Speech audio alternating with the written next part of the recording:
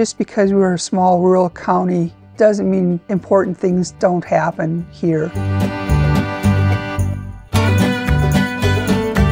Grant County was formed in 1868. It was pieced off from Stevens County at the time.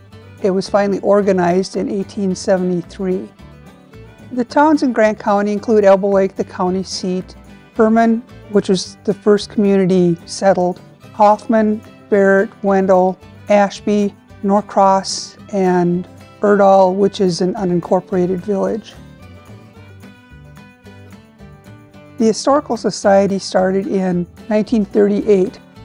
In the 40s, the Historical Society received the bequeath of a farm, and using income that they received from that farm, in 1958 they decided to build a museum. In 1959, this plot of land was given to the Historical Society by the city of Elbow Lake, and the museum was built in 1959, and it wasn't until September of 1961 when it was actually open to the public.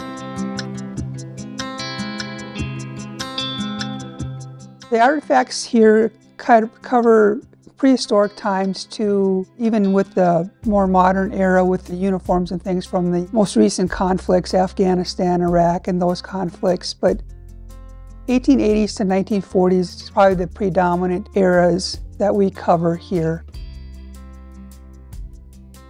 The prehistoric includes mammoth bones, pre-contact Indian artifacts, the pioneer times, pioneer household goods, transportation items, buggies, sleighs, wagons, old vehicles, and things like that, and farm machinery and tools. The ox cart, of course, is one of our favorite artifacts that we have here.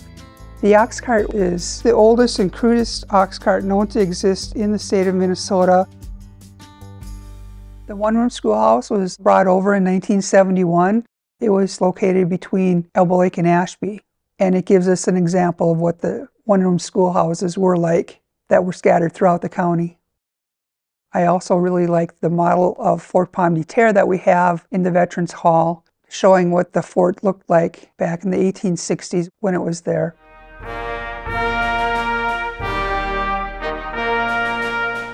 The Veterans Hall was added in 2007, 2008. We had military items kind of scattered here and there in different cases throughout the museum, but no one place for a good exhibit. We decided to go to the Elbow Lake Legion to get some advice on how could we display this.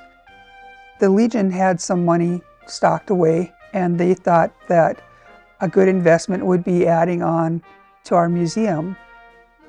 It's just been a great addition. People are very impressed with it. Veterans especially really like it.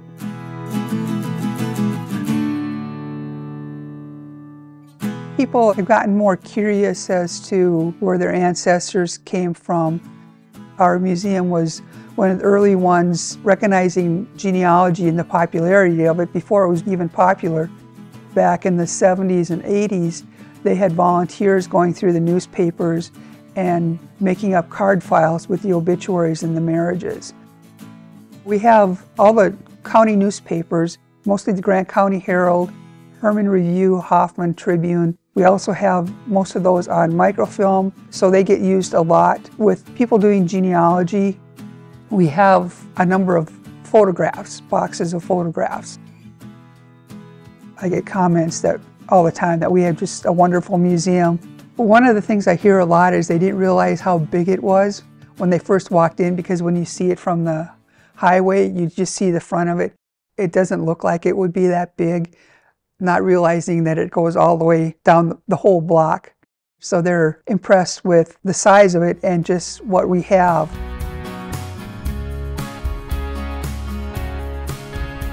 I hope people will come away with a sense of what the history is for Grant County and how people lived and how hard it was, too, a little bit for the people that lived during the early years.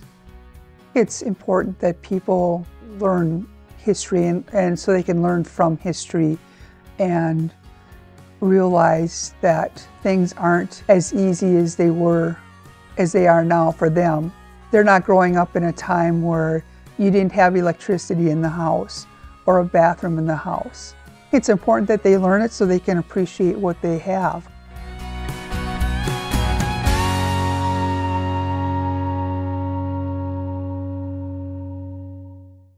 Funded by the Minnesota Arts and Cultural Heritage Fund with money from the vote of the people of Minnesota on November 4, 2008. And by the members of Prairie Public.